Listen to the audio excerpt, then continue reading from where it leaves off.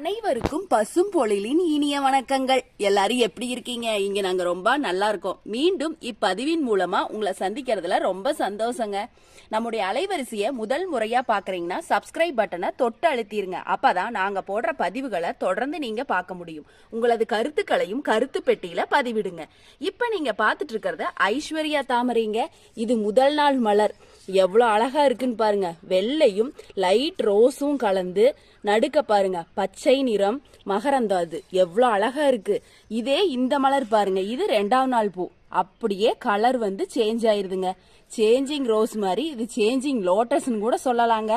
மொட்டுக்கள் பாருங்க எவ்வளோ பெரிய பெரிய மொட்டுக்களா நிறைய இருக்குன்னு பாருங்க. இங்க பாருங்க, இங்க ஒரு மொட்டு இருக்கு, இங்க ஒரு புது மொட்டு வந்திருக்கு. 2 நாட்களுக்கு முன்னாடி இன்னொரு பூங்கூட பூத்துச்சுங்க. நான் தான் பதிவு எடுக்காம விட்டுட்டேன். பாருங்க எத்தனை பூக்கள் இருக்குன்னு. வருடம் முழுவதுமே அதிகமா பூக்களை தருங்க. அப்பப்ப கொஞ்சம் ஓய்வு நிலைக்கு போயிரும். அதிகமா பூக்களை தரக்கூடிய தாமரைனா ஐஸ்வர்யா தாமரையை நம்ம தேர்வு செஞ்சு வளர்த்தலாங்க.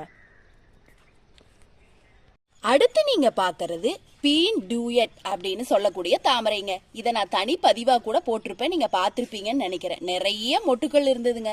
இப்ப பாருங்க, இங்க 2 மொட்டுக்கள் இருக்கு, இங்க ஒரு மொட்டு இருக்கு, இங்க ஒரு சின்ன மொட்டு இருக்கு. அவ்வளவுதாங்க. இது பூவே வித்தியாசமா இருக்கு பாருங்க. என்ன மினியேச்சர் ரோஜா மாதிரி இருக்கிற மாதிரி இருக்கு பாருங்க.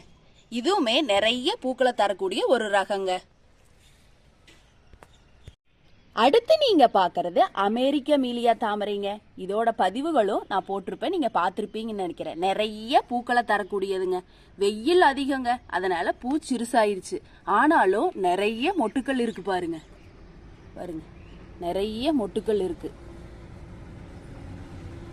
இத ப்ளூமிங் மிஷின்னே சொல்லுவாங்க. ஏன்னா நிறைய பூக்களை தந்துட்டே இருக்குங்க. தாமரை வளர்க்கணும்னு ஆசைப்படுறவங்க முதல் முறையா இந்த அமெரிக்க மீலியாவை வாங்கி வச்சு பார்க்கலாங்க. ஆசை தீர பூத்து தள்ளிருங்க. அத்தனை பூக்களை பூக்கும்.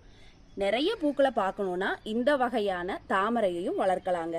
இந்த பதிவு உங்களுக்கு பயனுள்ளதா இருந்திருக்கும்னு நினைக்கிறேன். மீண்டும் மற்றும் ஒரு பதிவில் சந்திக்கிறேன். நன்றி, வணக்கம்.